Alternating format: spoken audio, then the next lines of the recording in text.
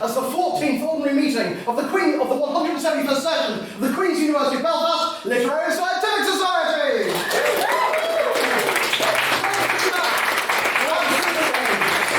Absolutely correct. It is great to be back, and it's absolutely brilliant to see such a massive, almost overwhelming turnout. But we all know how debates start, don't we? It's not with the debate, it's with announcements! And we have got quite a few. To kick us off, I'd like to go to Mark Gilmore, our outreach officer, to ask some things. Some things. So, on Saturday, not this Saturday, but the next one, we will be hosting the Junior Mace, which is the largest All-Ireland school pupil competition. And we have the pleasure of hosting. And basically, we need some judges. So if you would be interested in judging some frightened, vulnerable school pupils. Am I allowed to tackle menacingly? To encourage this new generation in the art of debate, please come speak to me afterwards. Thank you very much. That was, I'm going to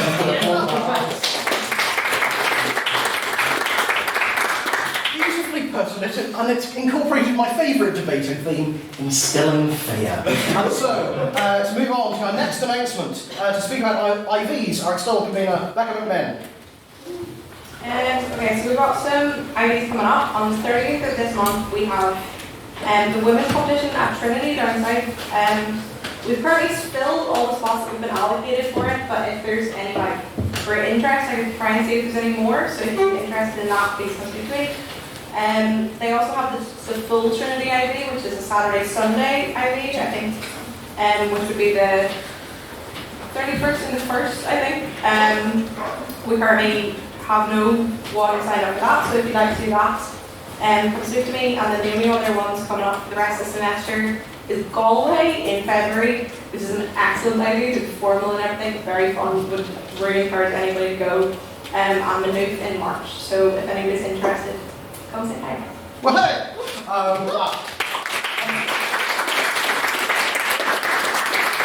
I'm encouraging a lot of clapping this evening, as you're going to have fun whether you like it or not. IVs, they're an excellent way to test out your debating skills, great way to meet new people. So if you're interested, speak to Becca at the end. Sign up for them. But the next one's got a picture, and it's this. So to speak about the workshop, our training officer, Alton McSparrow, is there.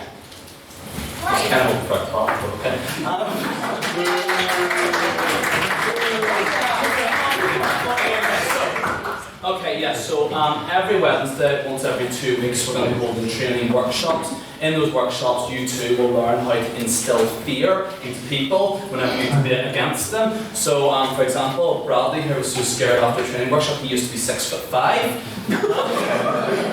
Mark used to be 20 stone, but after the training workshops now, look at him. But pretty much if you want to learn the art of debate and you actually want to learn how to go up and win arguments or just generally in the pub embarrass people, then this is really the thing to go to, and I'll talk you through the techniques. Our first one is going to be on composing speeches and the debating techniques involved with. A joke about my height. That's low. Way! So we're going to move on to the next bit of business, which is a bit more complicated. And that is our EGM, or Extraordinary General Meeting. As some of you may know who've been following our Facebook group, our internal convener, Russell Nairn, decided to resign due to our need to step away from competitive debating. We all completely support his decision, we wish him all the best. But if you want to be our next internal convener, send president@literific.org a message. The EGM will be on Wednesday the 29th of this month, so that's the date of it. And the sign-ups for that close on the Monday. You will need to be a Queen's student to turn up and vote, but you do not need to be a Queen's student to run in the EGM for this position. So if you've got any questions about that, speak to me at the end, or pop the Facebook page a message. And indeed, on the topic of internal conveners, hi Connor. Colin Gold, our events officer. The internal convener, what they're responsible for is they're responsible for the weekly debates, which you will probably all have seen on the back of your term cards here, which were scattered around the room. If you don't have one, come up at the end, there's a big pile of them. So the internal convener decides them, they create speakers group chats, that kind of thing. And Russell created a really, really nice term card, brought together everyone's ideas, made a lovely selection of debates for us to do this semester. And as I've been in the society for 3 years now, this is my final year, and so it's also the final time I will be printing off term cards, going to get term cards printed. And over the years I've got quite an affinity for the term cards, and so in a move which can only be described as questionable, I kind of decided that I would take one of our term cards on a date around Belfast. So this is the story of the term card.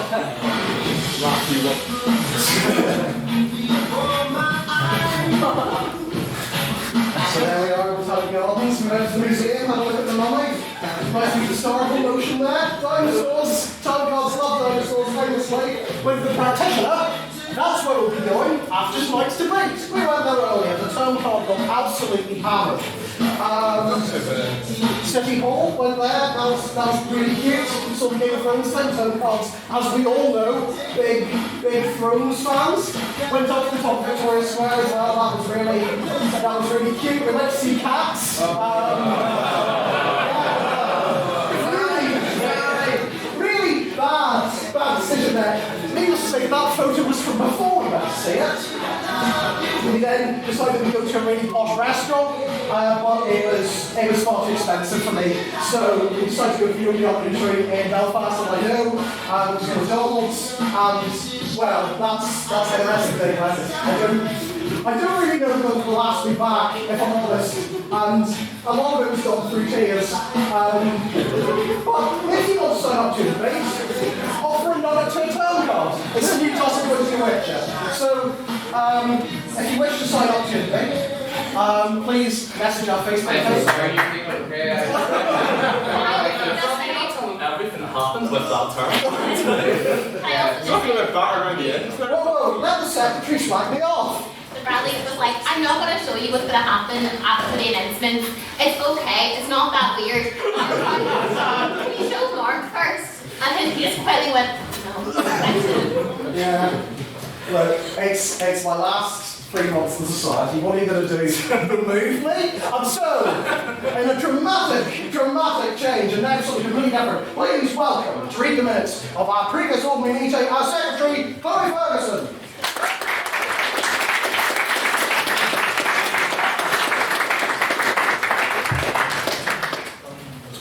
Hello. Merry Christmas, Happy New Year. Now the pleasantries out of the way, it's not going to be as funny as Bradley stuff. Those of you who will know us, he does the plumbing, I do the admin, it's the way we work. Okay, so on Thursday, 12th of December, 24 members, so a lot less than everyone who's here, of the Literary and Scientific Society, who were not out campaigning over in England for Boris Johnson, wherever you are, Matley, there we go, was a rarity, gathered to the Peter Brothers building to have a special Christmas party. It was a cold and stormy day, a pathetic fallacy of sorts to admit the house who were all still bound to their coursework and exams. So a real emphasis on the pathetic. The house began with a piece of private members' business from Russell Nairn, who brought to the house an incredibly long and serious discussion over the Christian ethics of when gambling becomes a sin, and more importantly, at what point do loot boxes of Fortnite become a sin? Nairn proposed loot boxes become sin, not inherently in the purchase of such item, because if you're either happy with the outcome, that's fine, but it becomes a sin when you're dissatisfied with the outcome. Hugh Dobbin then rose to the floor to correct Russell that Fortnite do not actually contain loot boxes, because we all know he holds the biggest gamer knowledge in the biz. Shay Glass of HLN declares, what you said was wrong, citing that Dante in the Divine Comedy place people who defraud other people in the lowest circle of hell, and that how loot boxes are the worst sin that can be committed in Christianity, because they defraud young people and take advantage of their naive nature. The conversation quickly turned into Connor, plugging his Friday night poker game, and a discussion over an 8-year-old being ran over, so we'll move on from that and private members' business. I can do that. No one can prove it. A piece of private members' business was also taken from Hugh Dobbin. Matthew then took President's questions from the floor, although McSparn asking Bradley, what major news outlet would he be? Matthew delightfully declared he'd be the onion because he's got layers. Not the reasoning I gave, which is that he smells and makes me cry. Who comes ask the president?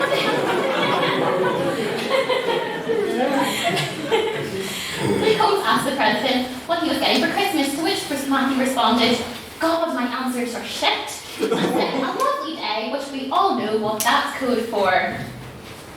Think about it. Do we? Russell also asked Matthew if he could be any item in a typical Christmas dinner, which would he be and why?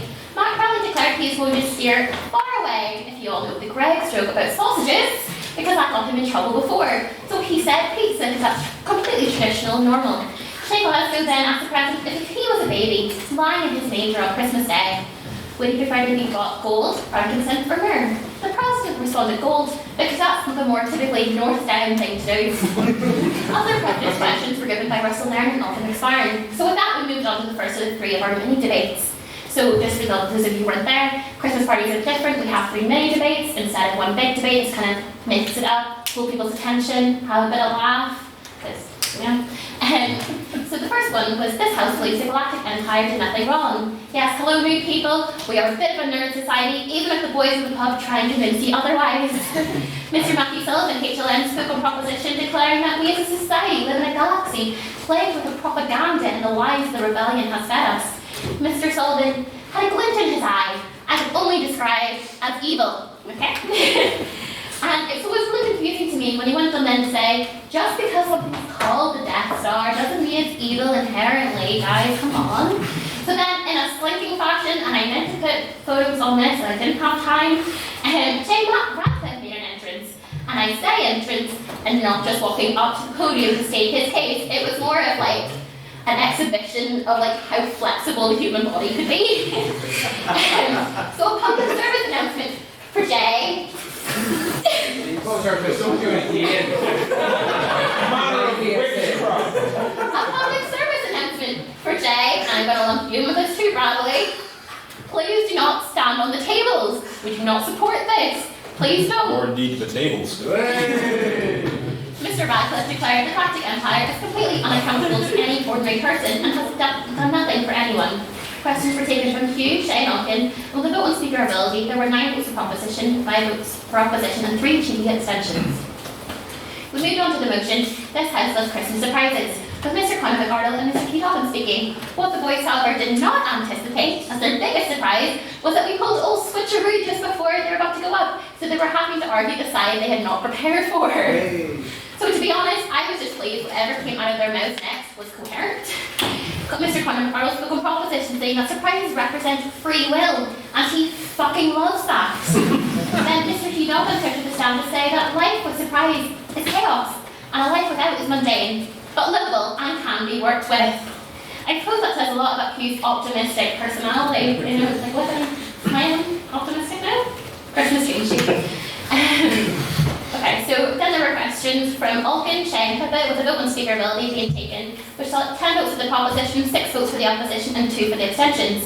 Proposition, more specifically Mark, who spoke for Connor once he scarpered off to, I forgot, but I think it was Armagh, won. The final debate of the evening was this house with Billy Rudolph. We love caring and sharing in this house. Mr. Russell Nairn spoke embracing reindeer fascism. That it's only right Rudolph gets bullied. Why? It's natural selection. Duh.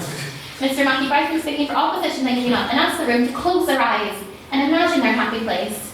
What's that coming over the hill? Is it a monster? Yes, it's Russell Nairn.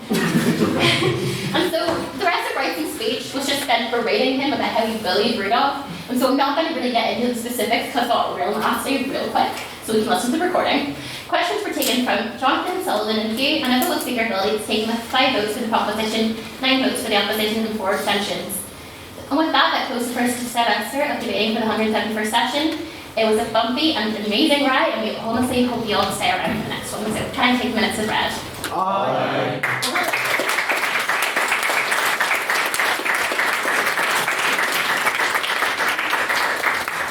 Thank you very much for those minutes. And as you may have heard, the word recording, this was an announcement I forgot to make because I couldn't find my pen. But if you look over here, there's a microphone.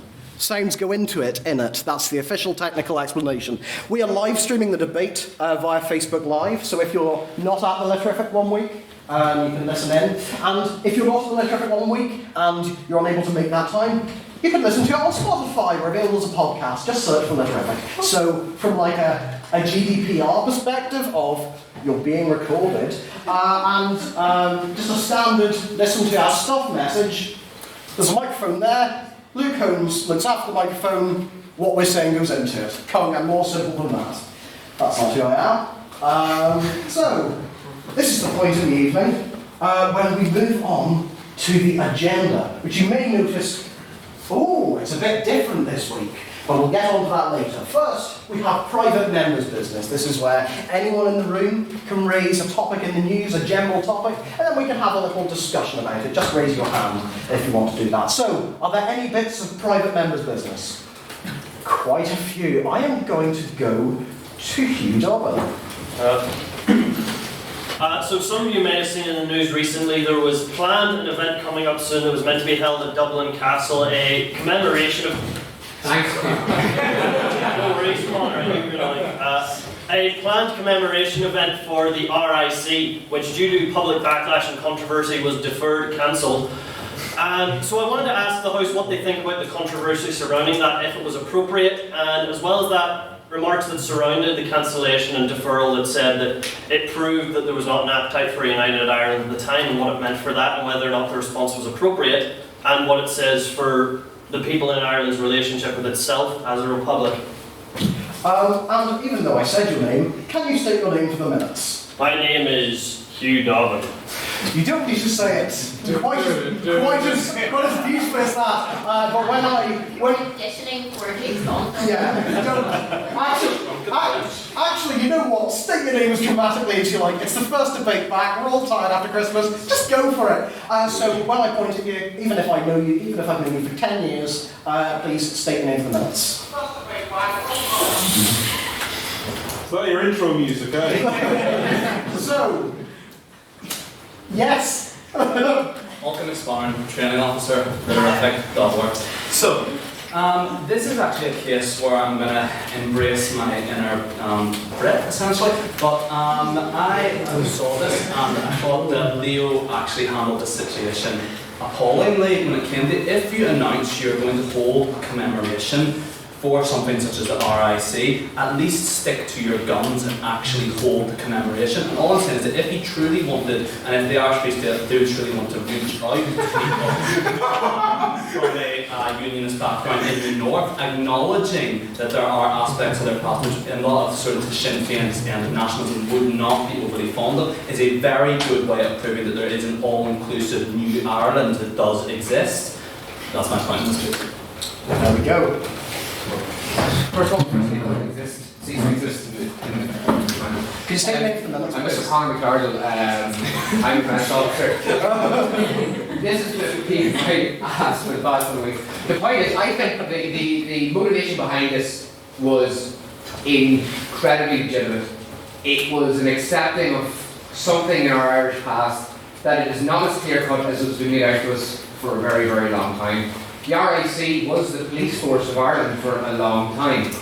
It was made up by normal men and women who went to work to earn money and pay to feed their families, who had no idea of the Irish War of Independence that was coming down the line. The government sought not to celebrate them, but to commemorate them, as was advised by the council that was set up to how to deal with centenaries in the past. This has been completely taken out of context. It's been used as an element to sort of brand Fine Gael or the government as some pro-British, pro-black and tans outfit. And okay, I completely reject what you said there, that they should have stuck to their guns. They can't stick to their guns, they don't cross with party support in this issue. It has been deferred and it's been looked at. And I don't think you'll find, in the grand scheme of things, this commemoration will go ahead. It'll be incredibly similar to what's been done or planned by the government, but in the end, the other side of the House will claim that they changed it to suit their own agenda. It was a political game, and it is very, very disappointing to see how the reaction was. And that's my opinion on it. I think that we should be, and we have been in this country, a lot more mature. And we need to be, because these issues are not going to go away. other thoughts? I like the round of applause there. Just going to forward that to Connor. It was a small round of applause. Yes. Second applause. There's your round of applause. I would like to say we do have a policy on having a week, and you know, as long as no one knows about you having it. Yes. And I'm just doing that for the sake of the recording, and I've got a grey day in mind. But yeah, as long as you're subtle about it, it's fine. Yeah, very subtle. Sorry, Ryan. Ryan Owen.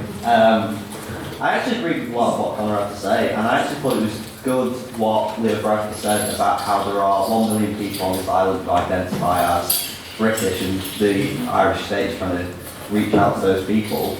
And I think it was particularly important for the Irish government to reach out to those who identify as unionist or have like a British identity, especially after the last few years where, I don't want to attack Fine Gael and Leo Bradford's government, but we've sort of burnt a lot of bridges with unionist people in Northern Ireland, and I think it was kind of important for them to try and reach out to them after these last few years and sort of come together as an island or whatever. Are there any other final thoughts on this issue before we move on? Any women? There's a lot of white men here. Yeah. No one's got any. What, Hugh? You just keep doing that, like you're. I was thinking about it. Like you're reloading. Are there any other separate bits of private members' business? Any other thoughts and things? Yes, on the end. I'm going to pretend I don't know you. Yeah, Hillary Clinton, I suppose, while we've heard, has been appointed the new Chancellor of Queen's University. What? The female Chancellor also said we have any thoughts on that. Anyone got thoughts?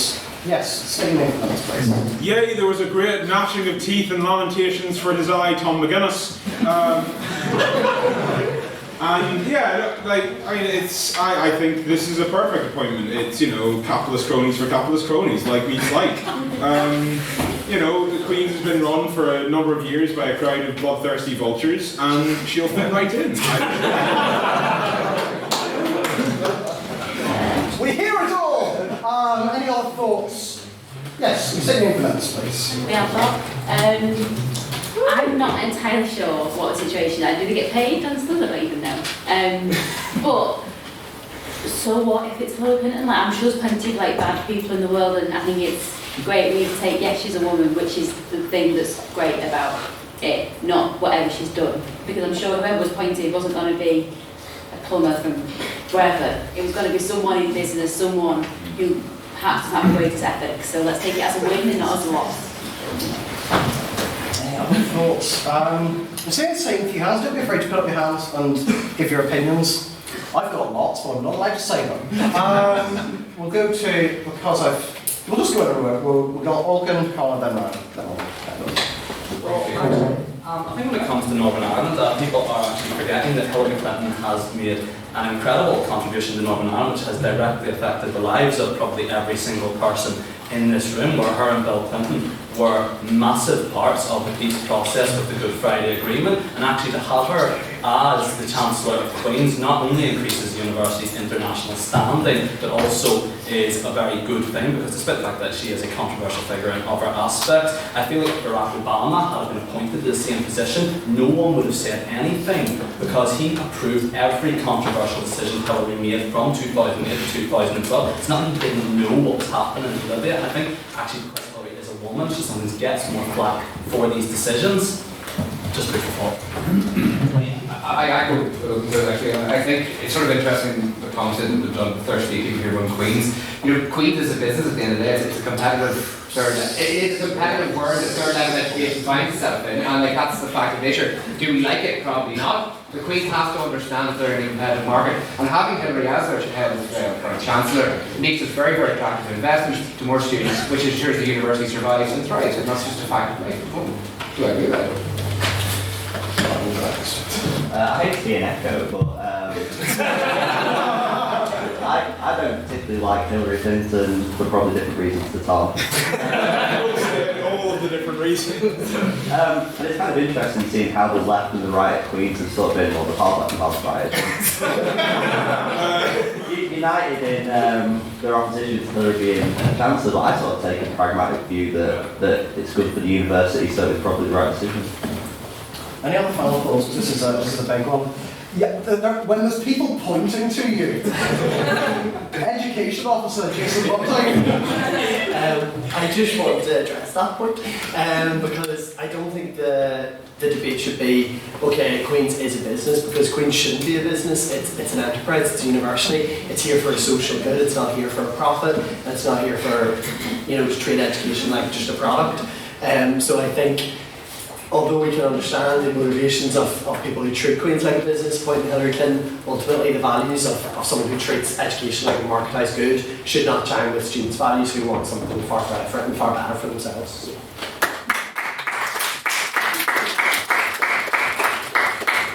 I think on that round of applause, because we've got a lot to go through, we will move on. So that's private members' business now. Tick. And then we move on to President's Questions. This is the bit of the week where the House gets to ask, what is wrong with me? So if you've got any questions for me as President of Society, or me as a person you may or may not be concerned about, please raise your hand. We're only going to have a few of these. We're going to go to you. State your name for minutes, please. Scotland. Jay Radcliffe, as possibly the only person in this entire place that actually knows about the scientific part of those around scientific society. What are your opinions on a recent discovery by the LIGO Observatory about Betelgeuse probably exploding very soon and making a massive supernova in our skies? Will it hurt us? No. I'll just be quite present. Any other questions? Yes. Stay in for Matt Lee, obviously, Mr. President, you'll know about Boris Johnson's stonking ATC majority, which he's just achieved at the last election, which means that a lot of Northern England seats have gone to the Conservatives, which means there is a lot of Gregs available in the north of England. So which Conservative-held seat in the north of England would you eat Boris Johnson's sausage roll?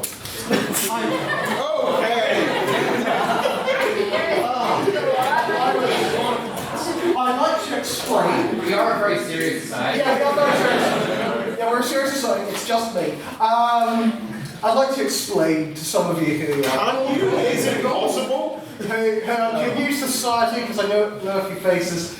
I believe, was it you or John McDonald asked me, because Boris Johnson said he was made almost entirely of Greggs, and I am known for liking Greggs a bit too much. It's my profile picture, which was the main photo I had taken on my graduation day.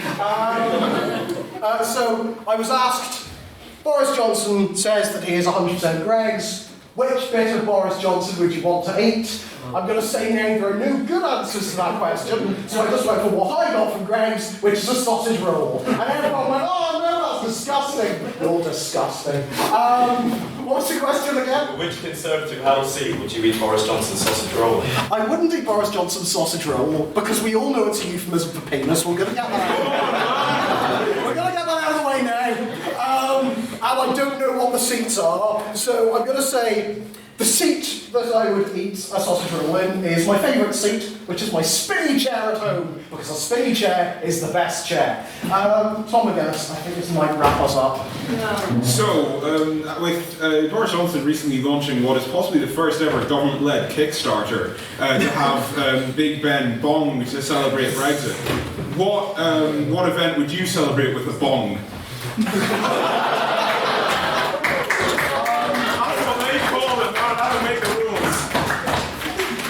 I know what that means, because that's a euphemism as well, and regardless of what that visual presentation may have implied, I do not and have not done drugs. So, but if it means the dinging of a bell, it would be the first minute into someone's speech, and the last minute of their speech as well. That got no reaction because it was an actual joke about debating, and as we know, if it's about debating, it goes down in this room about as well as, I don't know, most of my jokes. Because that was about Boris Johnson, can we have a final one that isn't about Boris Johnson? Yes, can you stay there for minutes, please? Maybe that one. So you took the turn card to see The Abomination Cats, or at the very least, if you haven't seen The Abomination Cats, you've seen the trailers. Please tell me your thoughts on the nightmare that it is. Do you have to be neutral on this, or can you? Oh, I can say my opinions very much. Say, I'll answer it. Just scream for Oh, is that an option there, is it? Well, the secretary answers president's questions. Okay. Yeah, answer it.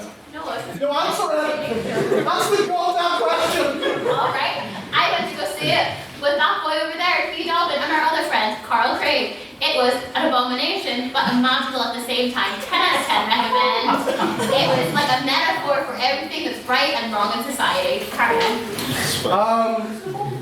I haven't seen cats. Well, if I'm honest, the kindest thing would be to put them in a bag and throw them in a canal. I'm not Jason Derulo was a highlight.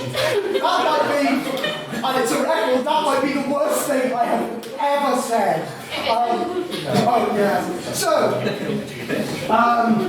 on that note, we're going to move on. As you may have noticed, I'm going to try and change the mood just because I realise, that metaphor, I'll tell people that metaphor in the pub afterwards, that was also bad. You may also notice there are some more things on the list. And you may also notice someone sitting in my chair, which is really, really good because he's our first guest chair of the year. He'll be kind of looking over the business as it happens and will be giving us some opening remarks.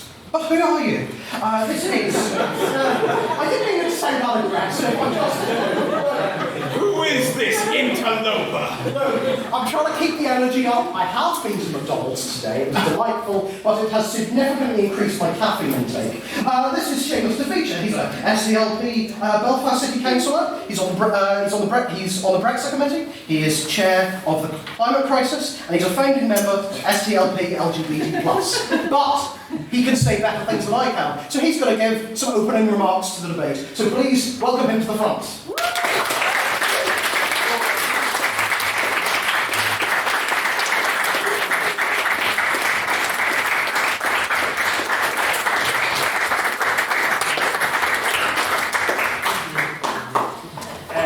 Thank you very much. I have to say it's a great privilege to be here, although I accepted the invitation before I knew properly the topic of this evening's debate, and so therefore I shall forever hold Conor McCardle in contempt for bringing me along to what has essentially for the last 6 years been a significant part of my Twitter feed, which is people arguing about the merits and demerits of the British Labour Party and its political direction. So, Conor, no more favours from me. This is probably a debate where my generation's views might be a little bit different to yours, so I'm very keen to hear what people have to say. I'm probably not so keen to hear any of the reiterated conversation or debate that we have had over the last 6 years in relation to the direction of the British Labour Party. I think it's time to move on from that. But I'd be interested just if we kind of start off. I know we have one member who perhaps wouldn't have liked to have seen a Labour Party government elected in December, but I'd be interested in finding out the views of the room. If people could put up their hands if you would have liked to have seen a Labour Party government, no matter who the leader might have been, if you would like to have seen a Labour Party government elected in December.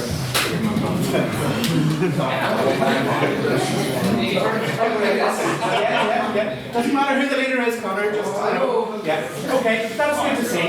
Interesting. You're not wrong. I grew up under a Labour Party government, and I have to say it was transformative for my generation and for my life. And certainly, I would like to see that happen again. And I spent most of November and December trying to do my bit to make sure it happened. And in South Belfast, we were able to produce that result with 30,000 people opting for that decision. Unfortunately, it didn't happen in those many seats in Northern England that have already been discussed. But that means that there's a conversation happening within the Labour Party at the moment about how they recover from that, about how they capture the public imagination and mood again. It's a challenge and a position that many political parties find themselves in, and unfortunately for Labour, it is all too often the position they find themselves in. And my view, certainly, on this subject is that We shouldn't be harking back to the past in relation to how Labour moves on, but rather setting an agenda for the future. So I would hope that in your deliberations tonight, and for those of you in the audience, when you come to ask questions later on, that you're challenging what does the Labour Party look like in the future, having heard a discussion about its past and about whether or not we should return to that. I do, however, want to, I suppose, kind of turn to a little bit of factual information in relation to the last Labour government. In the 1990s, when your parents would have been voting, perhaps for the first time, they would have around about your age, when Tony Blair and the Labour Party last came into power, last came out of opposition, there was a sense of aspiration and hope, and an energy and a sense of growth that was associated with the Labour Party at the time. You had a population that wanted better things for their future generations. They wanted to focus on things like home ownership, like better educational standards, like good hospitals. And our priorities, and your priorities as a generation, are certainly very different. They are the fear and the culture of populism and what it has done to the world at the moment. The climate crisis, which for me is a political priority and something that far too many politicians do not take seriously, and the challenges we face about a changing workplace and the rise of automation and what that does to the traditional industrial base of the Labour Party. That doesn't, however, say that the similar principles of New Labour or the Labour Party that won in 1997, in 2001 and 2005 aren't still required. They are fairness, investment in good public services, an understanding of this place fundamentally, because God knows we need a British government that understands Northern Ireland for once, and finally an ability to connect to people, something which the Labour Party demonstrated in some shape in 2017 but failed to demonstrate in 2019. Those are all the principles that the party has to take forward in order to succeed again. And I declare an interest in saying that I was a member of the British Labour Party from 2010 to 2016. However, I will admit that whenever Jeremy Corbyn won his second leadership election, I left the party.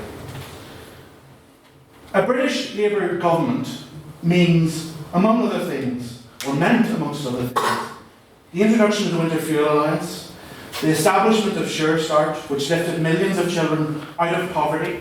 In fact, their final figures as they left office would suggest that over 500,000 people were lifted out of dire poverty. The introduction of the minimum wage, which was fought at every level by the Conservatives. Devolution in Scotland and Wales, and the creation of a new political debate in Scotland. We have seen the direction that has gone. The introduction of proper maternity pay and paternity leave.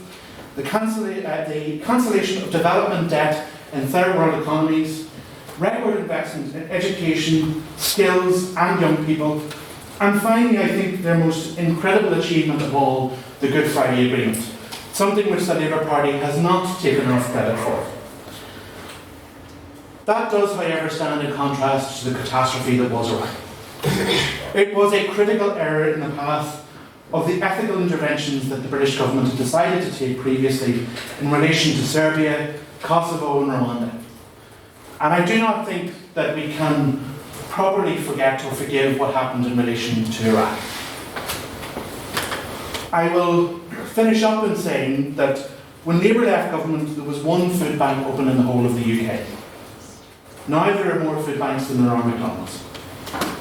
This debate and this discussion is important, and it is important because Britain needs a strong Labour Party, and the world needs strong progressive political forces. Thank you.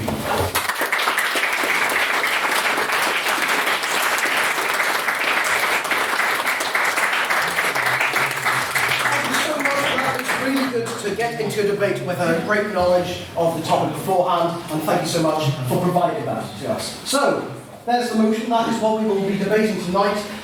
First, I know there's quite a few new faces in here. I'm going to roughly explain what it's about, but we will generally pick it up as it goes along. There are two sides in this debate. There is the proposition, who are arguing for the motion, and there's the opposition, who are arguing against the motion. They will take it in turns to give 7-minute speeches. These speeches, you can ask questions. Just put up your hand, anyone in the room, and say, point of information. Can we open a window? That's not a point of information, but if anyone's near a window, Open Yeah, it. that one there can open. This thing one just from the left. I'm notoriously bad at opening windows.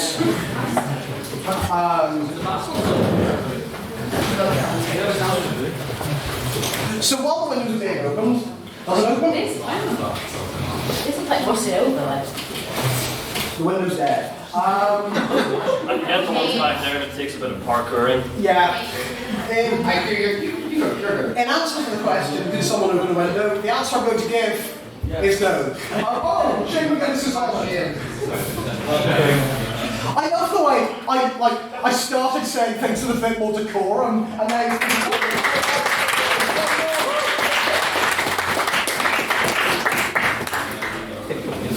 The windows are open. We can all now breathe. But where was I? There will be 7-minute speeches. You can ask a question to either side by raising your hand and saying on that point or point of information. I will warn you, too many of these, just like in quick succession, before they finish the point, is called barracking, and I will tell you to stop. This goes to the speakers as well.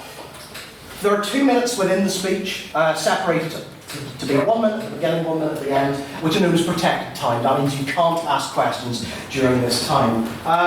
You'll hear the end of the first minute will be signalled by the dinging of the bell. Seamus, can you ding the bell, please? There we go. And the end of the speech, when it gets to 7 minutes, will be a double ding on the bell. So just...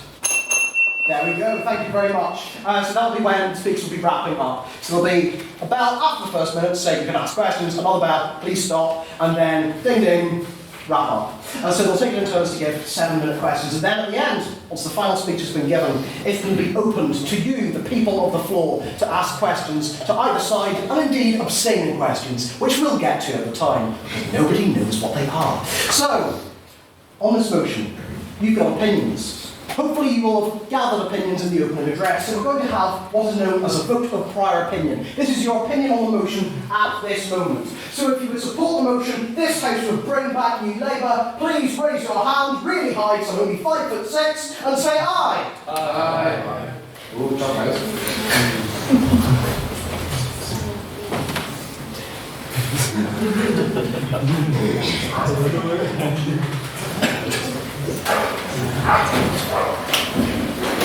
The dog as well. 18 plus 1. Anyone who would oppose the motion, be against that, please raise your hand and say nay. Nay. I'm having nay.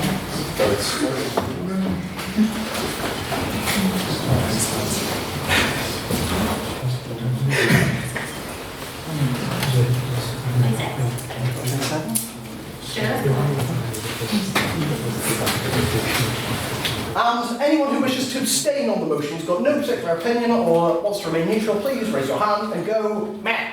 Meh. Make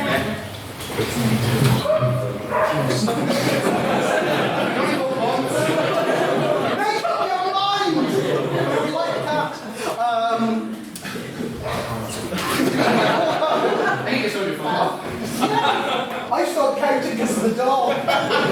Can you please stop distracting me when I'm trying to chair a debate?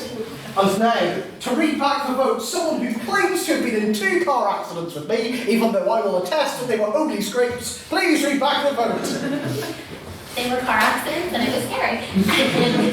Okay, so a vote of prior opinion on the motion this House would bring back New Labour. We have 18 votes for the proposition, 27 votes for the opposition, and 12 votes for the abstention. So the vote of prior opinion, the opposition have it. The opposition have it for now.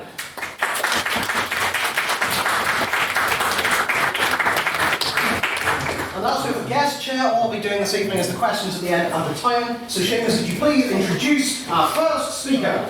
The first speaker for the opposition is Ryan Boyd. Ryan Boyd.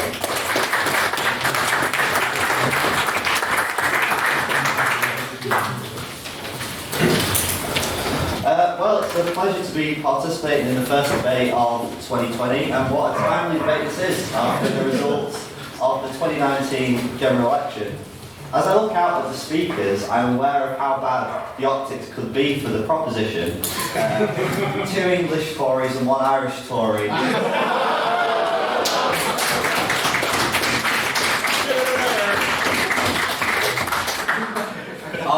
benefits of New Labour. Well, I must confess that I could have easily been on the other side of this debate, and I think the Blairites within the Labour Party hold almost as much responsibility for their defeat in the general election as the Corbynites. By pushing Corbyn away from his Eurosceptic roots and towards the position of supporting a second referendum on the EU, they helped to foment the alienation of Labour's northern heartland. I don't particularly like New Labour either. I dislike the fact that the Blair government increased the size of the state, trashed large sections of our constitution and spent more than the country could afford. I'm also a fan of political polarisation. I like the idea of having a genuinely right-wing party, a genuinely left-wing party, and a centrist party giving voters an actual choice elections. It was a problem at the beginning of the last decade when all three major political parties were offering the electorate the same mushy centrism. However, the reason I'm on this side of the house is because I fundamentally believe that governments need effective oppositions to hold them to account. As the Conservative Party found out during the Blair years, there is no point being ideologically pure if you cannot win an election and put at least some of your policy agenda into action. And I must gently point out to the opposition that the Labour Party has not won a general election without Tony Blair since 1974. That's 28 years of Conservative governments because Labour was too busy having a conversation with itself and ignored Tony Blair's winning formula. In the 1980s and the early 1990s, the left of the Labour Party was more focused on ideological debates around nationalisation and nuclear disarmament. And when their policy ideas were popular, they were obscure issues that nobody in the real world actually cares about, such as abolishing the House of Lords. What New Labour did so successfully is reconnect the party with the public's priorities and craft a coherent policy agenda around those priorities. So they talked about bread and butter issues, reducing NHS waiting lists, limiting class sizes in schools, tackling crime, and doing so without raising taxes on Middle England. I'll take that one. Are you trying to say that the last Labour opposition didn't focus on bread and butter issues with, really important, fundamentalist, change in, the £10 minimum wage and free broadband? Are you saying they're not bread and butter issues? Okay. I'll come on to that point, but they got away from the ideological debates that had held the party back for decades, and this is the point I'm going to try and make. New Labour didn't obsess about who is carrying out your nan's hip operation. As long as the quality of care is good, the price competitive, and it is provided to the patient free at the point of use, most people, despite what they tell opinion pollsters, don't really care.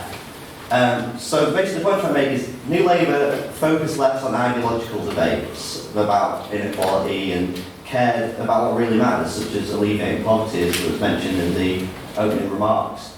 As Peter Mandelson said, New Labour was intensely relaxed about people getting filthy rich as long as they paid their taxes, both people are usually adding the last bit of the quote.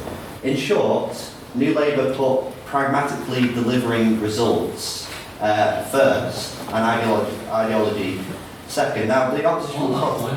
that's not even in progress. Now, the opposition will probably talk about the popularity of some of Labour's policies, and we've had them mentioned in the point that was just raised.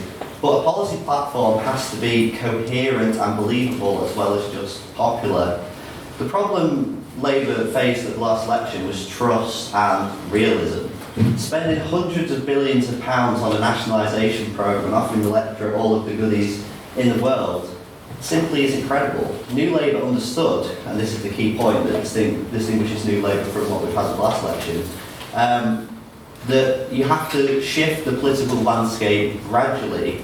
So at Gordon Brown's first budget, he committed to keep a balanced budget that was left to him by Ken Clarke.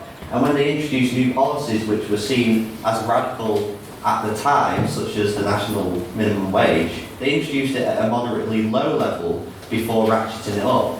This meant they went to where the public was rather than where they ought to be, and brought them along with their policies. That assumes that their long-term goal was to actually get that radical change, and other like forms of Labour theory like understand that that's the end goal. But New Labour, the end goal was never to make that systemic change. The end goal was that low starting point and keep it at a moderate level forever, and that's just not good enough. I would disagree with that point, because I think if you look at some of the progressive achievements of the New Labour government, they were radical. You may not view them as radical now, because lots of them were now established as policies accepted by all parties. But this is the point I'm trying to make, is that the reason many on the left hate the approach to New Labour is it is evolutionary rather than revolutionary. But I say as a word of advice to the opposition that this strategy will serve you a damn sight better in shifting the goalposts towards your side of the argument than putting forward policies that are radically out of step with the majority of the population. Now, before I wrap up, I'd just like to preempt the topic, because it's already been brought up, the big I word, Iraq. As I said in my introductory remarks, there are many aspects of the Blair government with which I strongly disagree.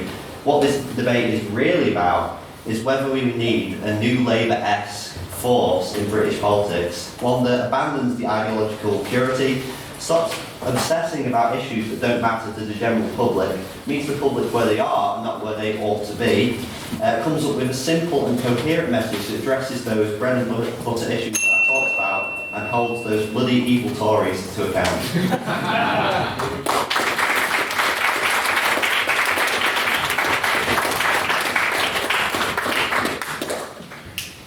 First speaker for opposition, Tom Mills.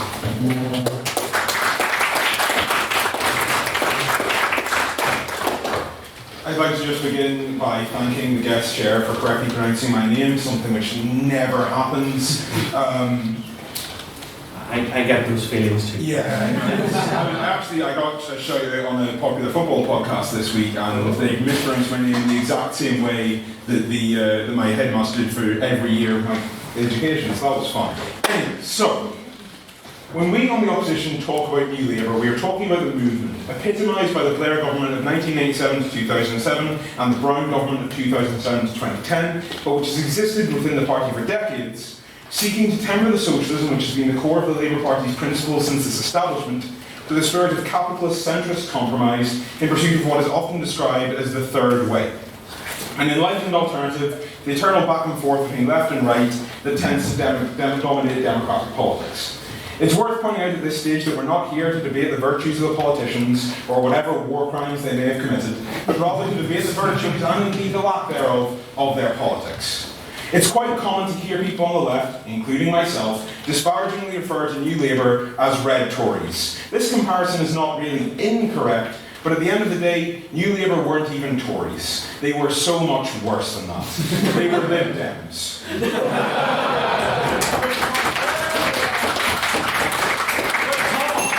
I hear you cry. I've met a few Lib Dems, and from what I remember of the minutes before I passed out from boredom, it's not right. But that's the thing. That's what centrist capitalism is. It's all right. It's not too bad. It's passable, bland, porridge politics. It's a politics without ambition, with no hope for the future, only trying to dig out a hollow fantasy of compromise, with a cruel and vicious right who will do nothing but exploit their naivete. And here's the thing, we do not live in an age where we can afford to compromise. Not to remind you of our impending fiery demise for the second speech in a row, but we have 10 years before we cross the point of no return. Our ecosystem is collapsing. Alaskan forests are sinking into the earth. Australian forests are burning. Our oceans are choking on plastic and oil. Our status quo, no thank you. Our status quo, the capitalist status quo, which has tied the noose that presently sits on our planet's shoulders, whose hand presently rests on the executioner's lever, is both unable and unwilling to relent. We need radical change. Structural change, no thank you. Not prevarication and half measures. Not now.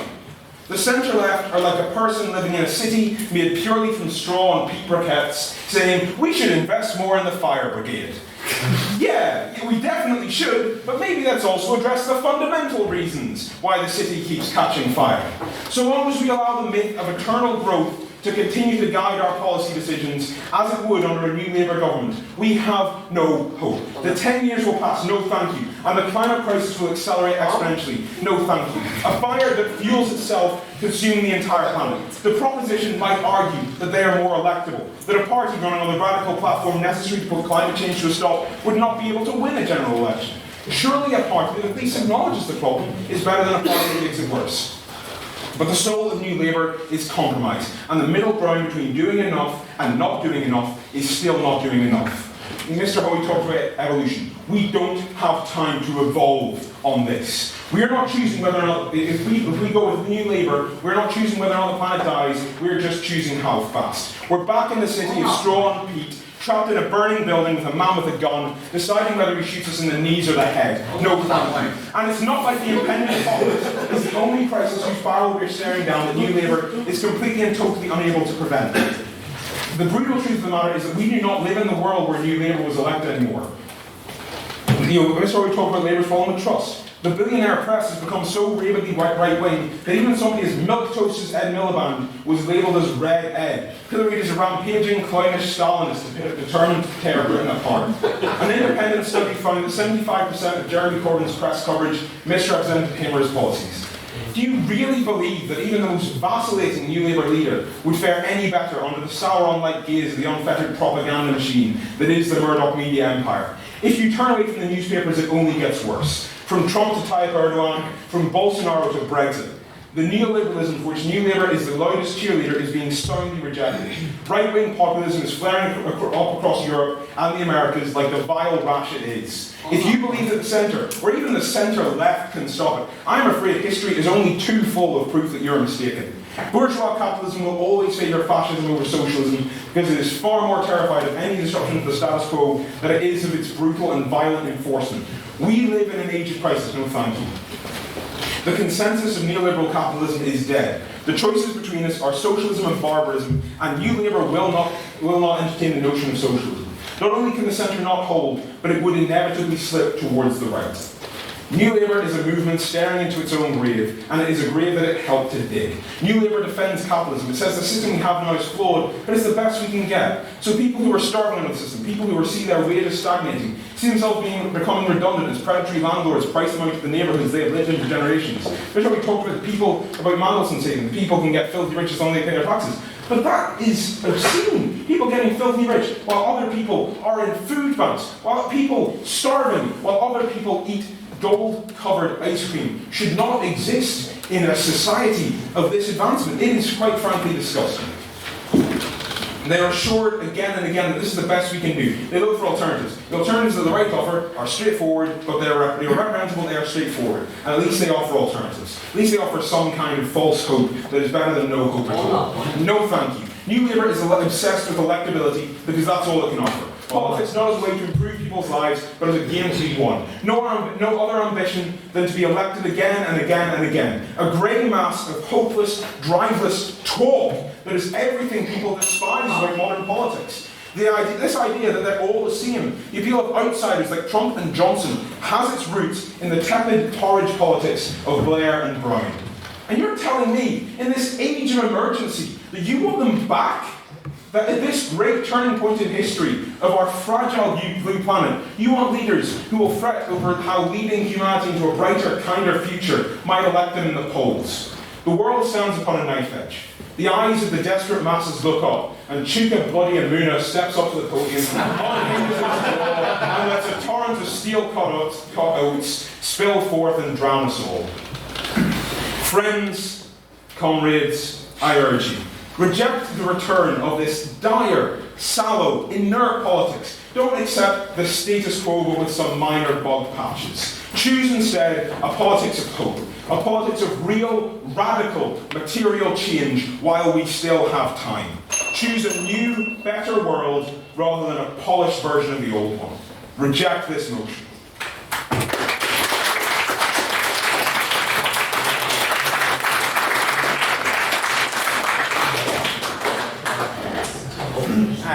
Before calling on the second speaker for the proposition, I would of course encourage as punishment for inviting me along to this particular subject that you make as many interventions as possible. Mr. Conor McCarthy.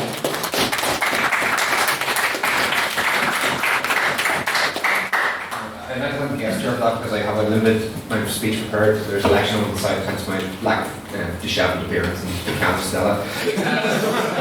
I'm supposed to talk about it. I'd like to engage in a little bit of rebuttal first.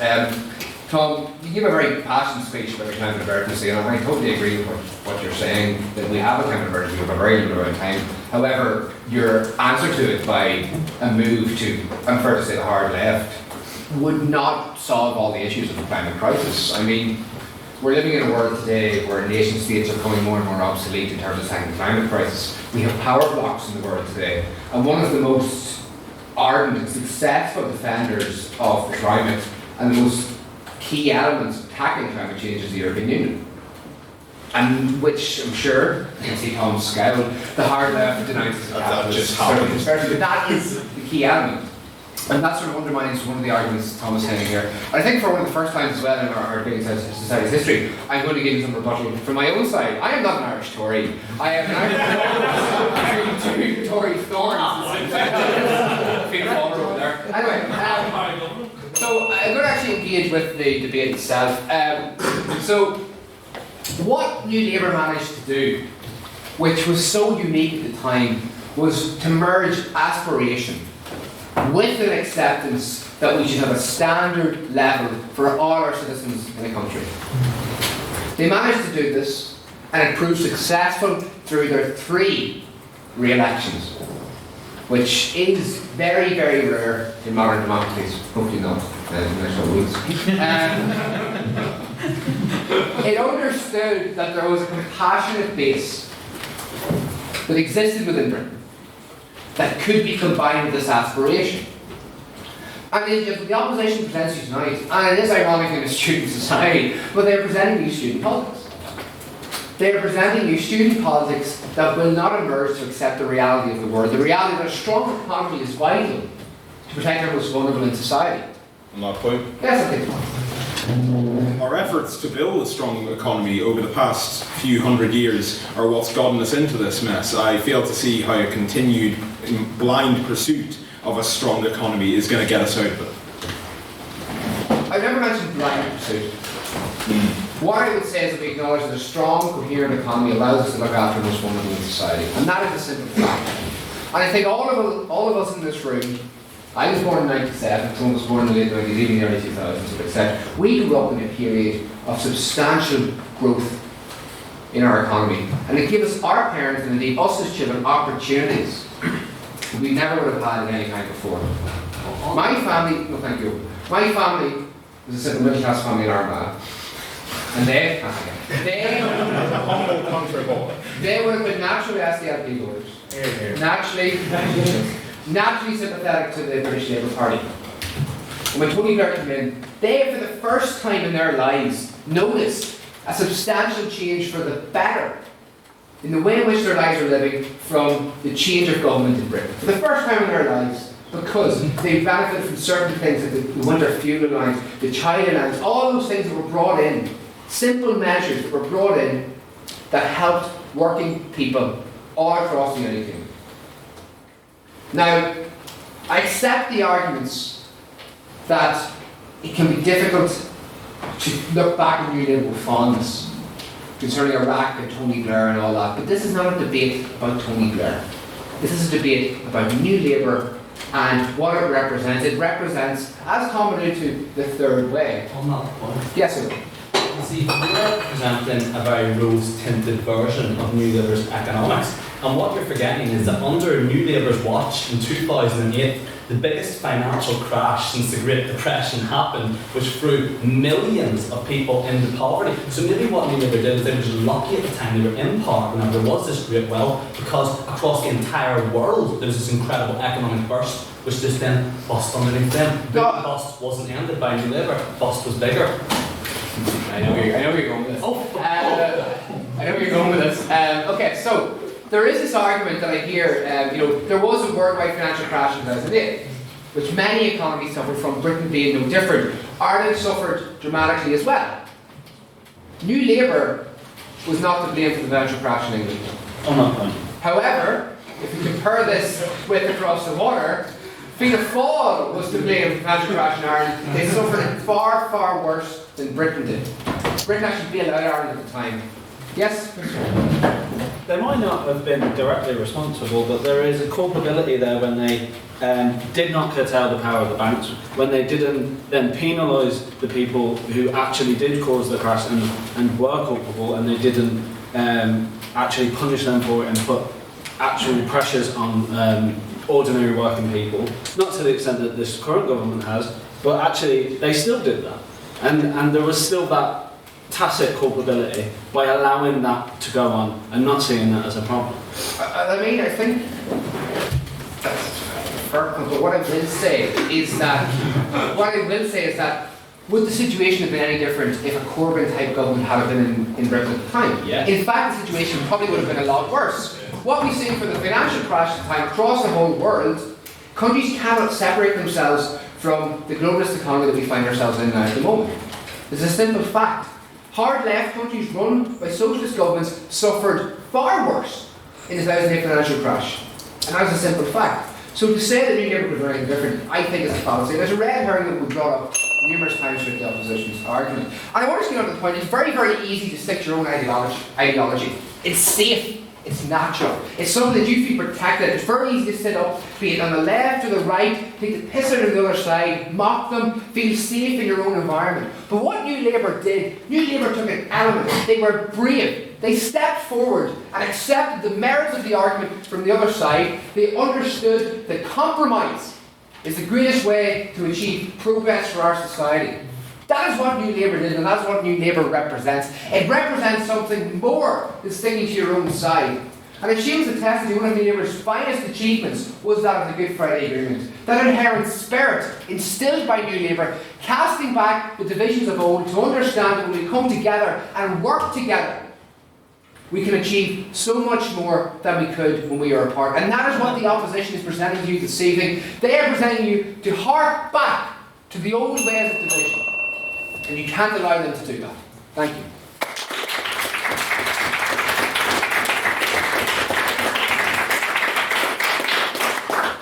The second speaker of the opposition, Paddy Brennan.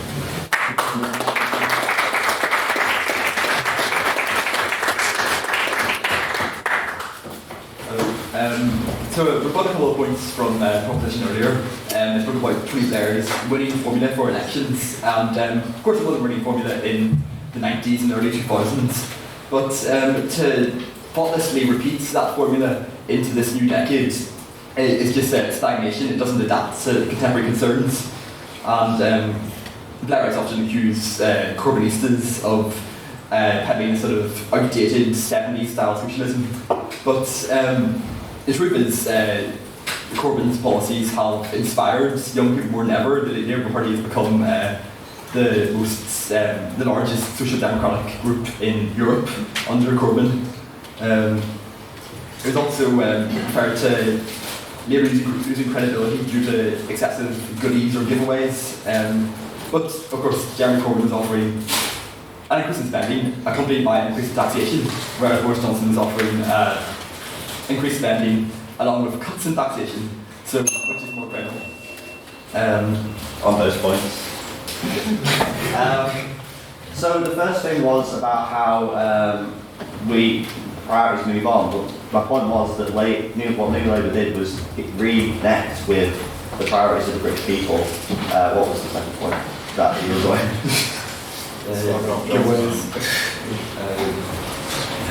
Never mind. Concerns have changed in this decade.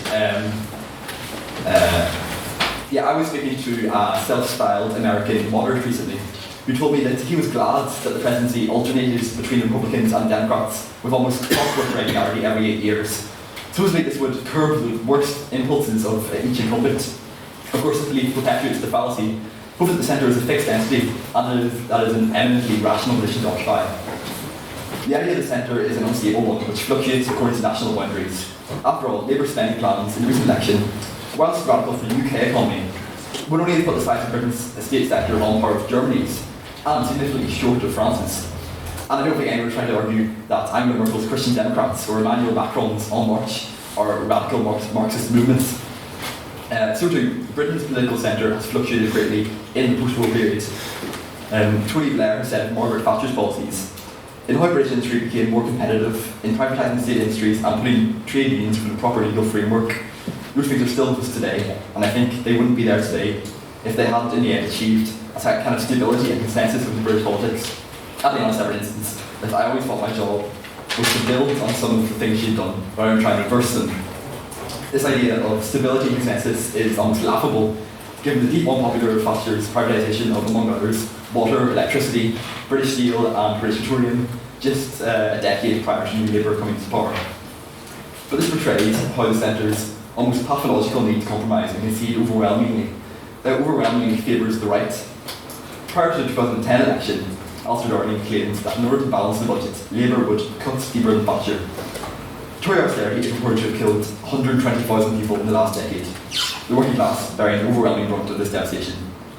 Regardless of whether New Labour austerity would have been less or more severe, it is a policy that is fundamentally irreconcilable with progressive left-wing values.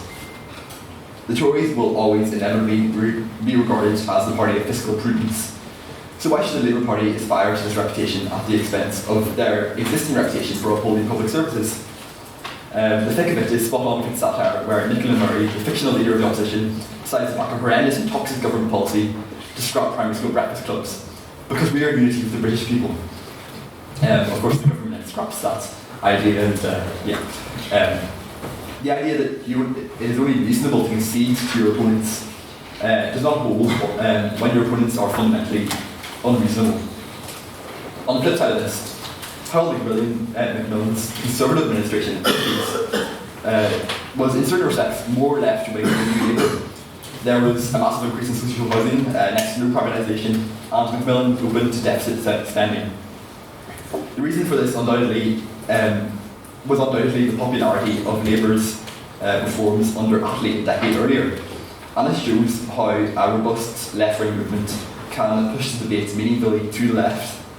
On that point, yes. So you said there's a robust Labour left-wing movement in the debate. But I think that how you respond to the argument that the current Labour movement is not robust. I mean, the current left-wing Labour movement, they got that massive rich last month, so that's suggesting they're still pretty weak. So would you agree that at least the centrist people could ensure some sort of debate and still be electable? There were, of course, problems in the 2019 election, but I think a large part the popularity, the policies were popular, but things like Brexit and, of course, a circular anti-Semitism acted as a smokescreen for those otherwise popular policies. And in the last election, that I should note, while there was a poor performance for Labour, it was a higher share of vote than in 2010 or 2017.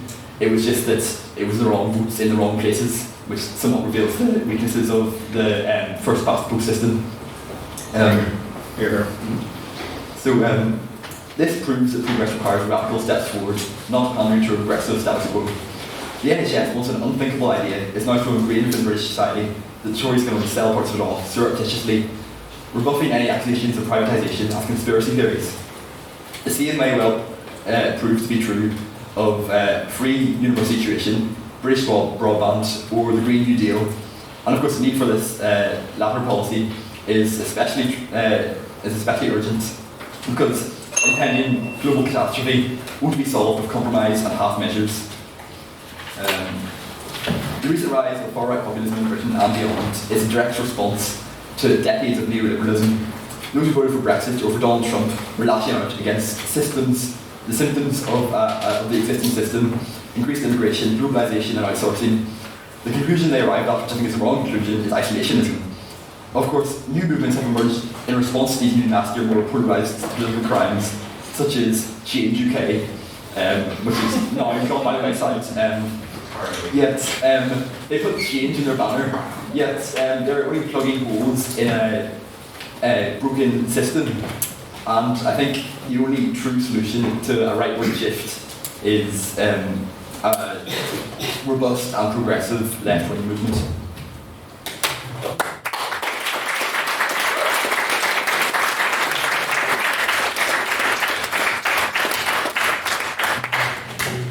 Can I ask for another round of applause to Mark? This was Mr. Brown's maiden speech.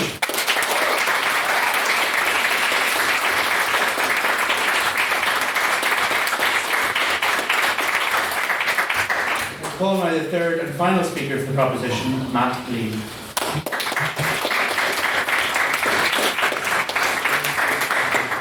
So as many of you can probably tell, I don't lie on the left of the political spectrum, so might seem a bit, well I know, hence the t-shirt, might be a bit unusual for me to be arguing in favour of New Labour and of Tony Blair and Gordon Brown.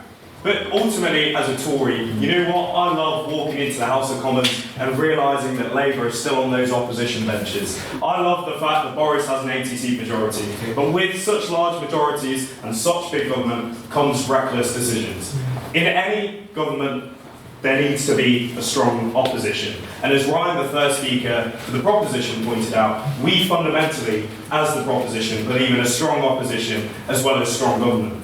And purism doesn't translate into political reform. What it translates to is a Labour Party down 186 seats from 1997 in 2015. What it translates to is 156 seats lost, even with Corbyn's spike in 2017. And ultimately, I won't take this point at the moment, and ultimately, what it results in 2019 is the Labour Party having lost 216 MPs since 1997. I don't see how anyone on the left of politics can see this as a success. And Tom spoke about the choice between New Labour or real socialism, the choice of whether we temper the socialism burning within the belly of the Labour Party. But at the moment, the choice seems to be whether the Conservatives have 80 seats as a majority or 120. Whether soon we go back to the electorate and win an extra 40 because Labour's still banging on about how much they hate nuclear weapons or how much they love the European Union in a council that say they voted 70% to leave the European Union. Yes.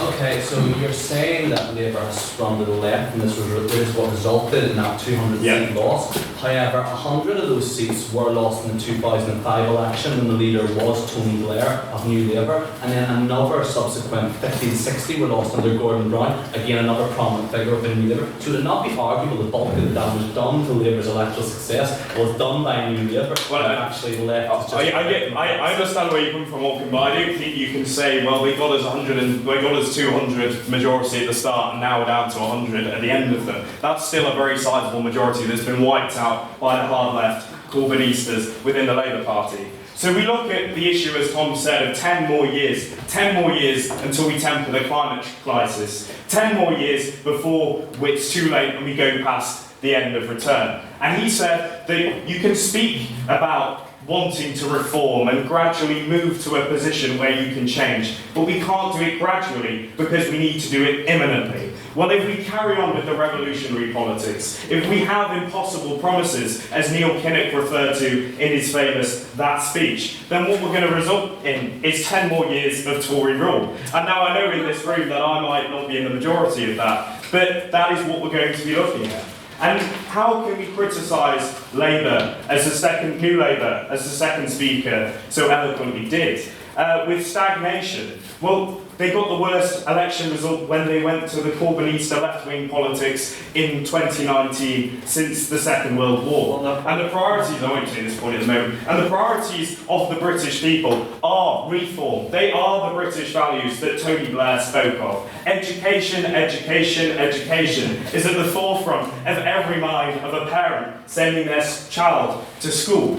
But they are British values, or they are Labour values, traditional Labour values of doing good for yourself, aspiration, moving forward in life, going along with the market, but as well as having social changes and social reforms that positively affect people's lives. So Connor spoke eloquently again about the fact that it won't solve any issues, that we have to engage with aspiration, that Blair engaged with raising standards, that Blair did so, having 3 election victories under his belt, and that a strong economy is key to social reform and social injection. So what did Tony ever do for us? Tony introduced 42,400 extra teachers. Tony introduced 212,000 more support staff within schools. He brought in the winter fuel allowance. He engaged with the Climate Change Act. He brought in the hunting ban. And sadly for me, he raised the age of buying cigarettes to 18, so I don't know if anyone will agree with that. But not everything was good, as we know. We know about the Iraq War. We know that intervention went wrong. Yeah. None of us have mentioned the Iraq War. Like, I think that's, that brings up really just how pointedly an albatross around your neck it is. We are talking about policy that New Labour represents, and but you just seem to be focused on its original sin. Well, maybe it's important to engage in the shortfall of the New Labour movement. But that was the result of Blair. It wasn't the result of New Labour or engaging with social democracy. That was the result of Blair, who wanted to engage in Bush. But intervention has been seen as Bush did the wrong. That's important, because intervention did work within the Civil War of Sierra Leone. Blair laid the foundations for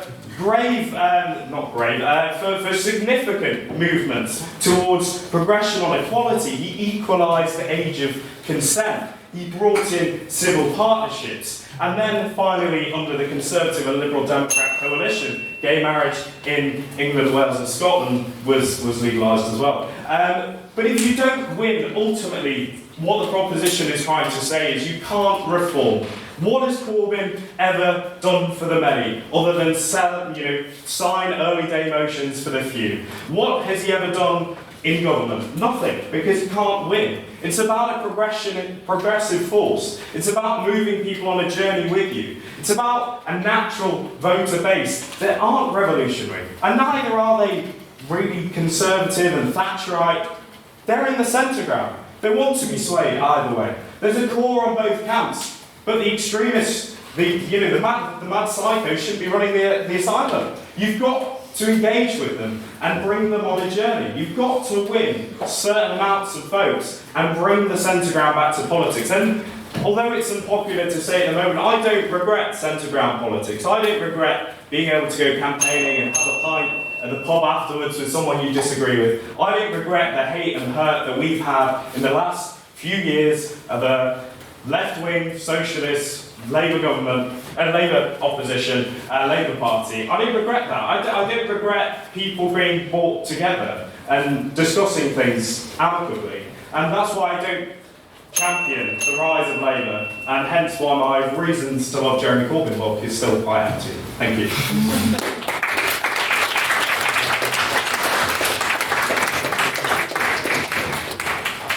To conclude the case of the opposition, I call on Crystal.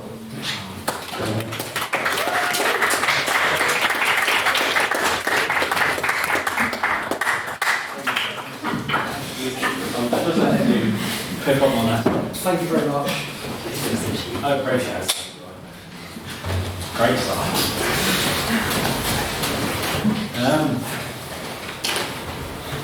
This might go on, I don't know. It's hard to typing it. It's quite depressing really, having a couple of Tories tell me what Labour Party values are for the last hour.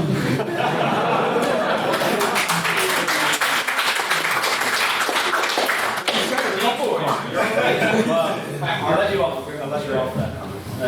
But which two?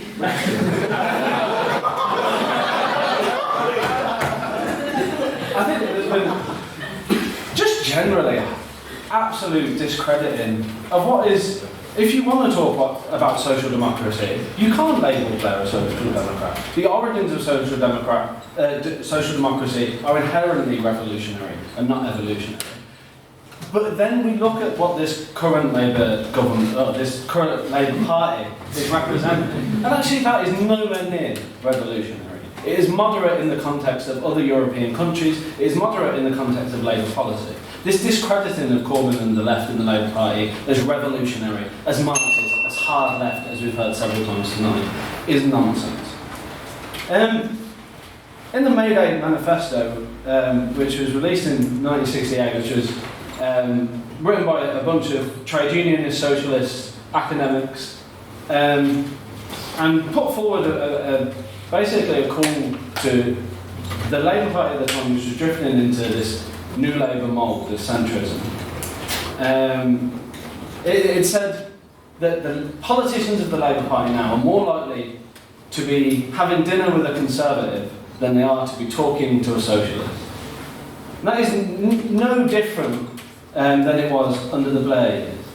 That those in power were more comfortable talking to the people who were their political opponents, who had oppositional views when it came to their basic values, than with those who hold the same values, and want to pay lip service to the movement that those values represent. When Blair got into power, there was this sense of optimism.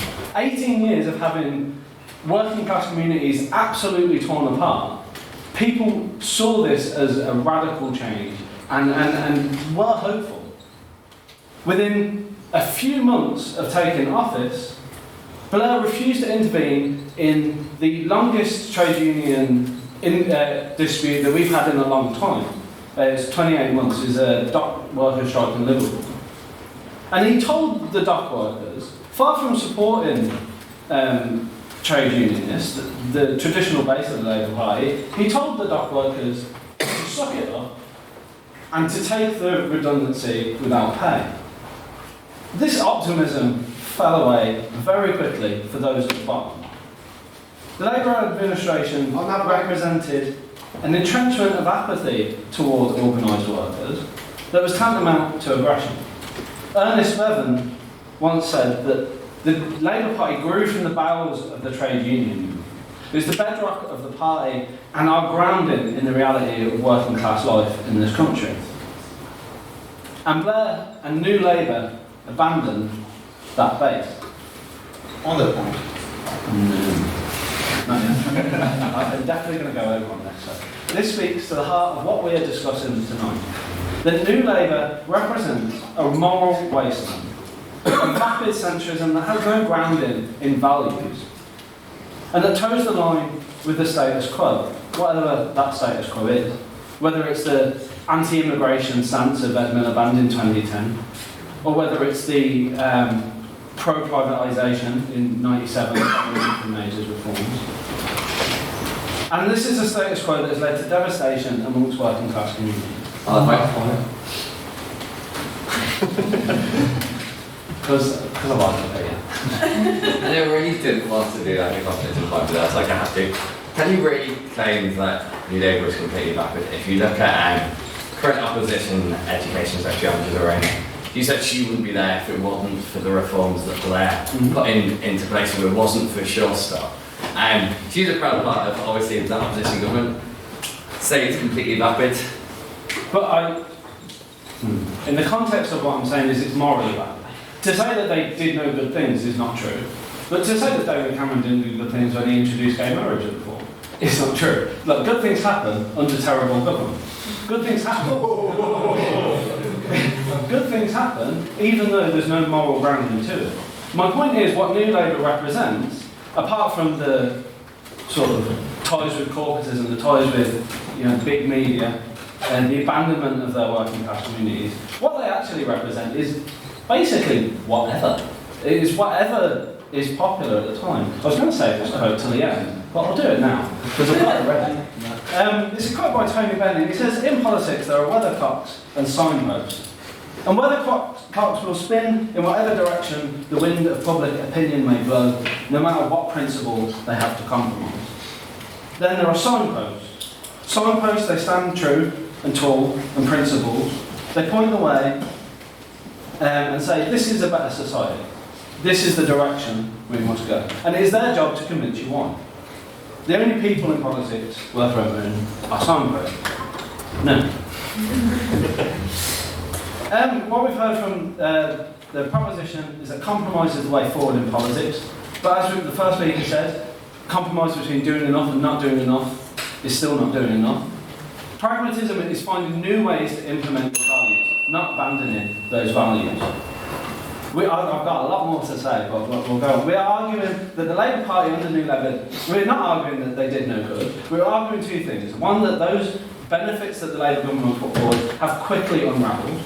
And two, that the circumstances today are not suited to the status quo policy. The legacy that has remained is one that vilifies the most vulnerable, whether it's the ASBO culture or the introduction of work-first schemes that lay the foundations for this current government's brutal capability assessments. It is the legacy of devastation in the Middle East and of culpability in the imperialist wars of the US throughout the world.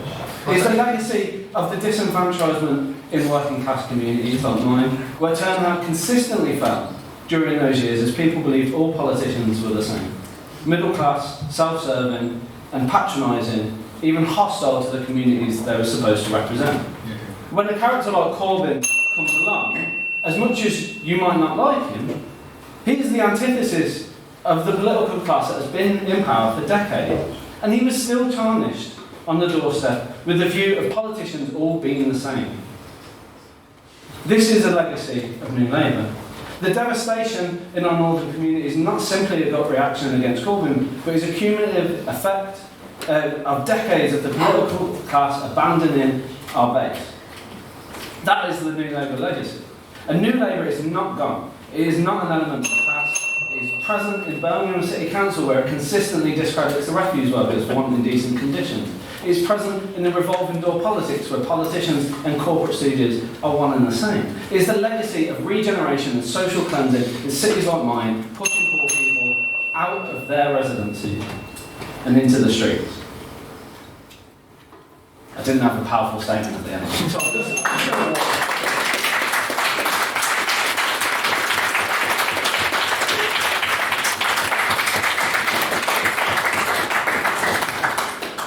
Thank you very much, Mr. Hubble, and I'd like another round of applause for all of our speakers for what has been a very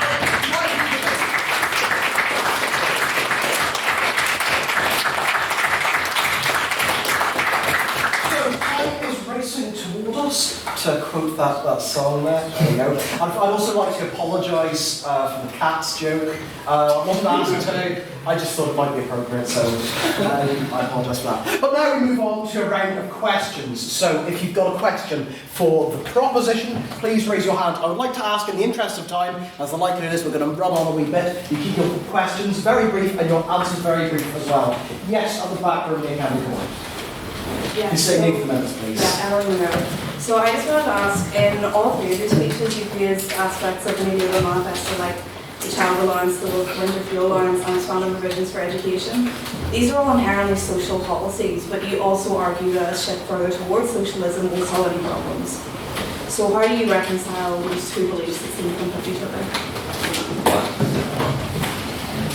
That is true, because, like, I mean, some of the policies implemented under New Labour are not that different that was implemented under Corbyn, but they implemented it because they were able to get into government by acknowledging other aspects of their manifesto that accepted more of what we term centre-right policies. So I think the element of pragmatism is illustrated by that yes, like some of Corbyn's policies were good policies, but he was never going to implement them because his other policies were a barrier to him getting into office. And that is what the success of New Labour was. They understood how to combine various aspects from the left and the right to gain power and implement really genuinely positive policies.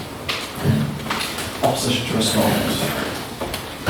I think that's a very salient point, and I think it's the great tragedy of New Labour, the number of, problems were addressed by the policies that they introduced, but that change that they brought in, the long-awaited change from the devastation wrought by the Thatcher regime, was only able to be temporary because while they did introduce a number of solid policies, they never addressed the fundamental structural issues that cause these problems. They were only ever addressing the symptoms and not the illness. So do we have any brief questions for the opposition? There are quite a few. We will go, because I haven't seen you in a while. Yes, you see in notes. Peter Moore, you say that New Labour was far too focused on electioneering and actually getting elected. Is it not far more important to become a Prime Minister and become a government rather than simply signposting your policies? In this age of crisis, with again this pressing, deadly threat of climate change, the existential threat of climate change upon us, you can focus on being electable all you want, but you'll be the most electable man on the cinder. If the world's dead, well done winning the vote. Great, well done. You've not done anything. You've doomed us all. Have fun in the underwater House of Commons. Wow, Thompson to respond.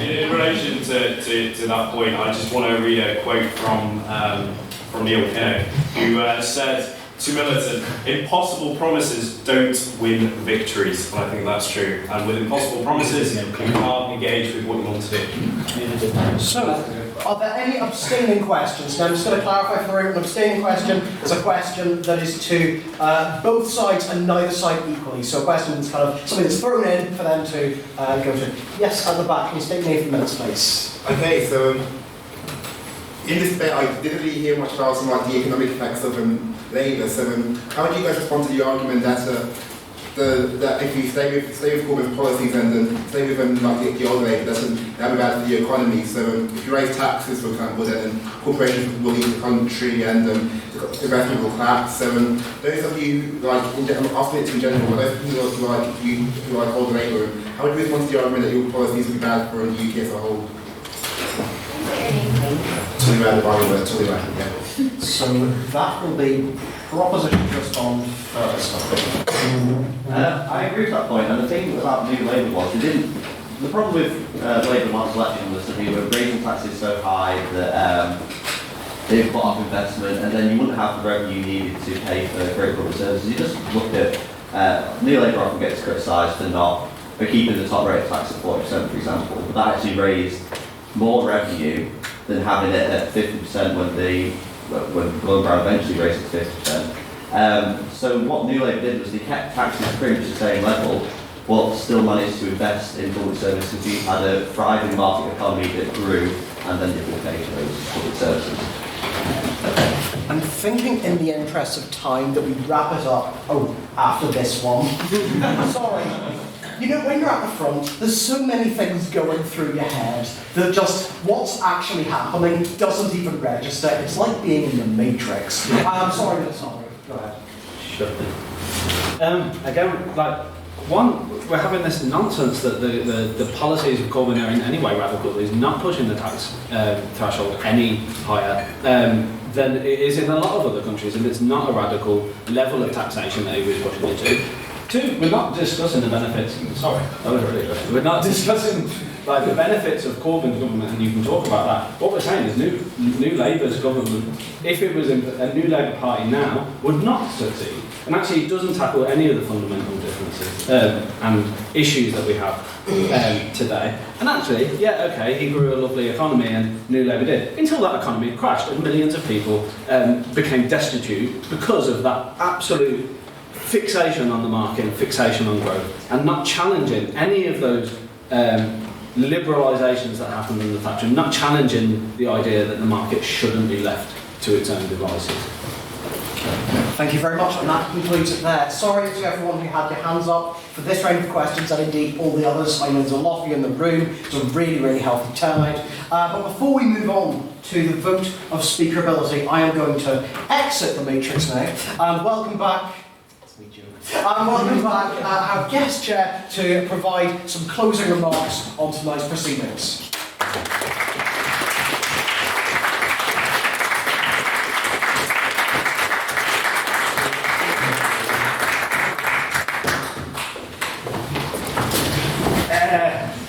Where to start? I think first of all, again, I like this bit of sort of audience participation, so I'm going to ask, rather than a vote on who you thought won or anything else like that, there is a Labour leadership contest on at the moment, and I'd be interested to see a wee straw poll as to who people think would be the best leader. So I suppose we'll start off with who people seem to think is the front runner at the moment. So who would vote for Keir Starmer?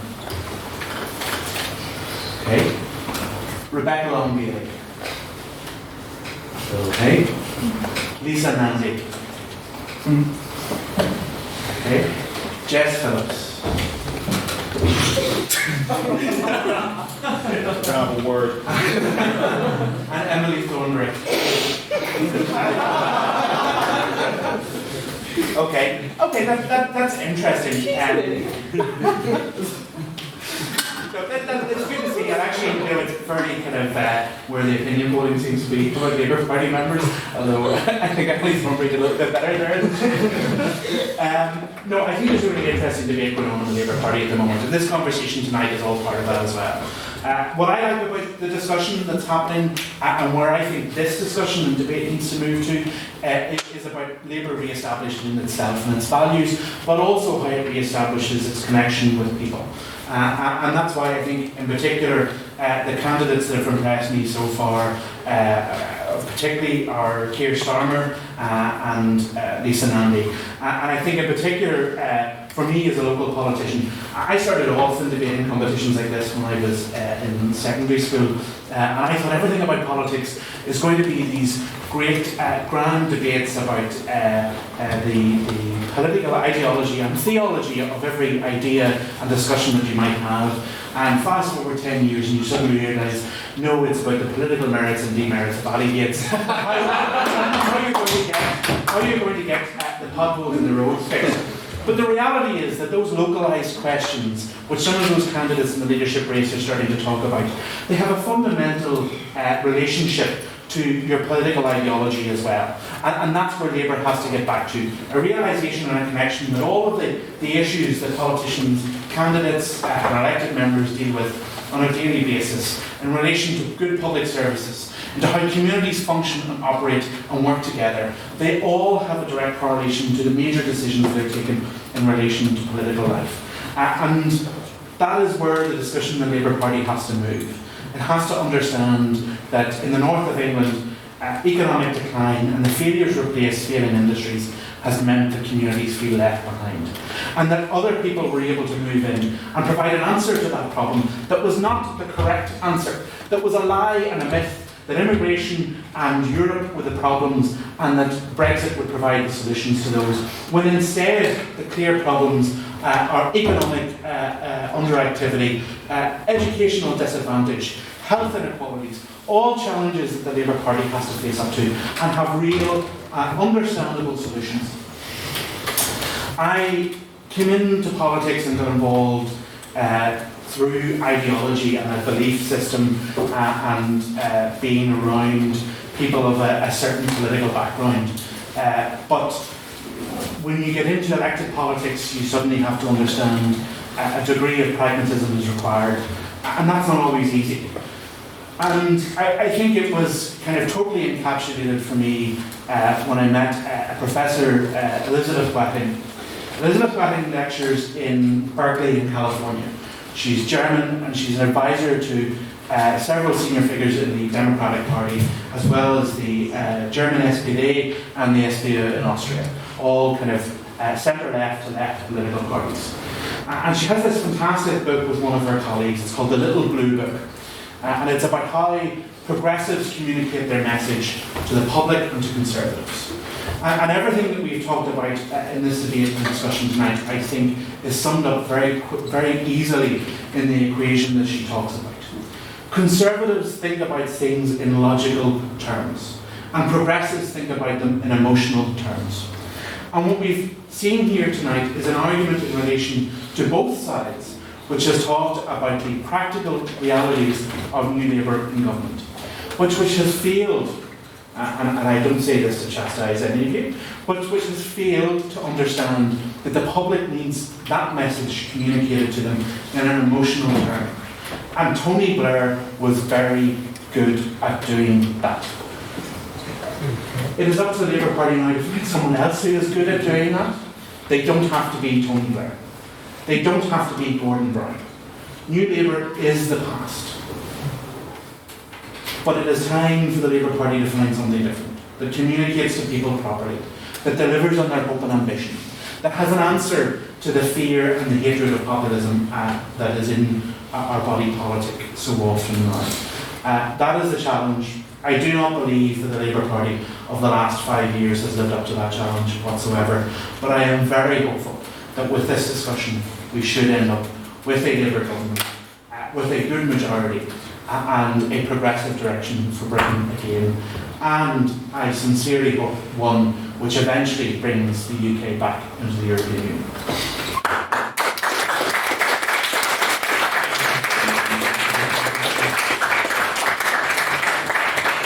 I just want to say a massive thanks to Seamus for taking the time out to enter this. Seamus is a really hard-working councillor, and we are all witnessing, I'm fair to say, it was a messy renaissance in the past couple of years, and Seamus has played a massive role in this. So again, I certainly send a round of applause and a big thanks to Seamus.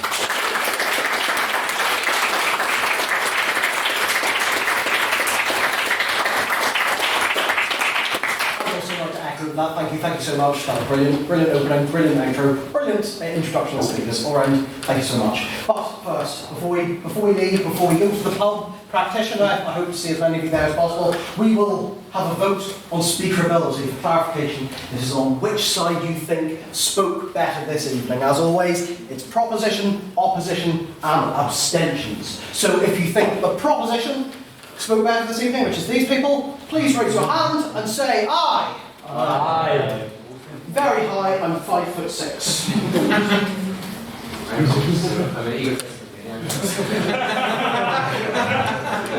As all Tories are.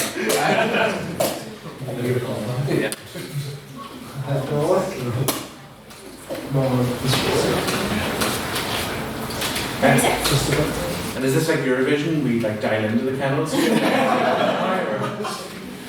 I didn't know. Are there any votes for the opposition? Please raise your hands and say nay. Nay.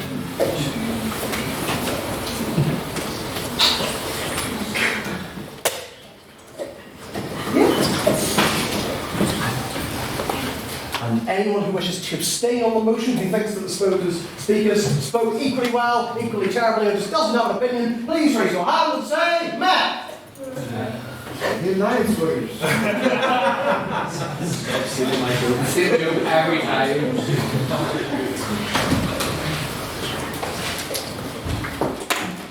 Madam Secretary, could you please read back the vote? A vote on speakerability for the motion is has to bring back New Labour. For proposition, we have 36 votes.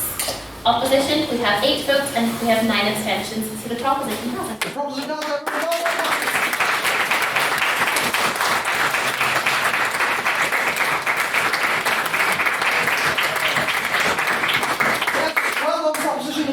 Well done to all our speakers tonight, especially including everyone that spoke from the floor. But before we go, there's a couple of announcements. If you want to join the society and get one of these lovely membership cards, that will cost £5 and you can sign up at the front once I've hit the gavel off the podium. That will give you access to, as it says on here, training workshops, our end of year formal. There's a question from Jack Patton. Given the EGM's been called, surely we're not taking new members? I was told that we should be. I was just going by your view. Constitution. Yes. Okay. Yeah, the post was changed. So we will be taking new memberships. So that is happening at the front, £5. If you don't have the change, we don't have change. So try and collaborate to get the £5 together.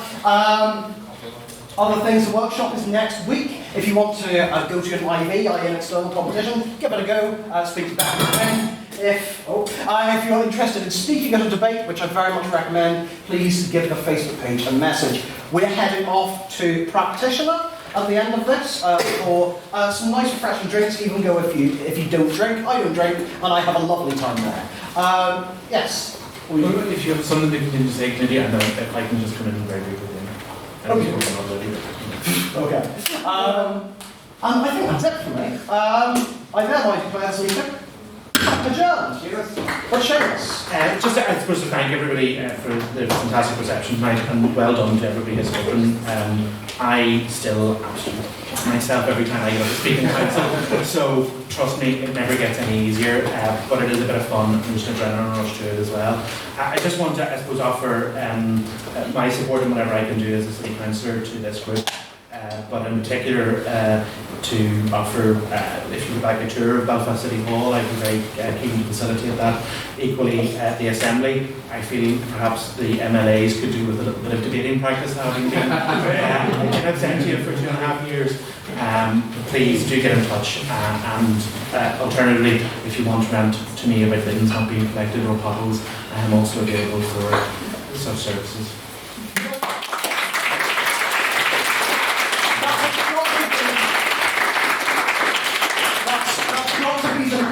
End to a debate ever. So, speakers to the front for photograph, thank you so much. I declare this meeting fully adjourned.